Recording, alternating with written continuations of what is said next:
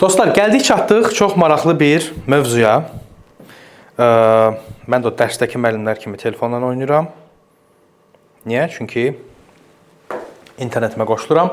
Deməli, if conditionals, if cümlələri, bunlar ən çox istifadə olunan cümlə strukturlarından biridir və indi biz bugün onlardan danışacağıq. Iflərin, baxın, 4 if forması var. If, birinci hissə, ikinci hissə. Və bir dənə də if yazıram. Deməli, 1, 2, aşağıda 3, 4 deyə davam eləyəcəyik. Bunları ingilis dilində bölüblər belə zero conditional, sıfır şərt cümləsi. Birinci, ikinci, üçüncü. Yəni, ümumi 4 dənə. Bax, bu şəkildədir. Mən isə sıfır izah eləyəcəm.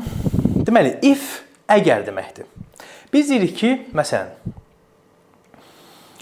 əgər bu şey baş verirsə, bu şey baş verir. Misal üçün, deyirəm ki, əgər günəş çıxırsa, hava işıqlanır. Zero conditionalı biz öz isbatını tapmış şeylər üçün istifadə edirik. Yəni, bu həmişə belədir. Məsəl üçün, deyirsiniz ki, əgər mən çay içirəmsə, kompüterdə nəyəsə baxıram. Mütləq bu həmişə belədir. Ya da ki, burada bəzi modal feillər istifadə edə bilərik. Deyirik ki, məsələn, əgər sən danışırsansa, mən də danışa bilərəm. Əgər sən kitab oxuyursansa, mən də yaza bilərəm, misal üçün. Bax, bu bizim o zero conditionaldır. İndi bu first conditional izah eləyəndə daha yaxşı şəkildə mənimsəmiş olacaqsınız. Bundan sonraki dərsimiz elə first conditional olmalıdır. Deməli, baxın, bu şəkildədir. Buranı da present simple-da, buranı da present simple-da istifadə edəcəksiniz. Yəni, if you go, I go.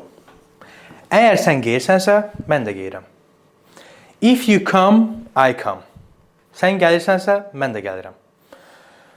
Yəni, if, indiki sadə zaman, indiki sadə zaman. Bax, bu struktur if'in sıfırıncı şərt cümləsidir, formasıdır, növüdür, kimi başa düşə bilərsiniz. Və yaxud da kənlə, o modal feillərlə. Məsələn, if you go, I should go. Əgər sən geyirsənsə, mən də getməliyəm.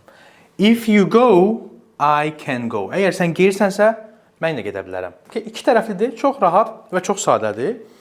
Və sual da verə bilərsiniz. Məsələn, sual cümləsi deyə bilərsiniz. Məsələn, if you go, do I go? Sən geyəndə mən də geyirəm. If you come, should I come? Sən gələndə mən də gəlməliyəm.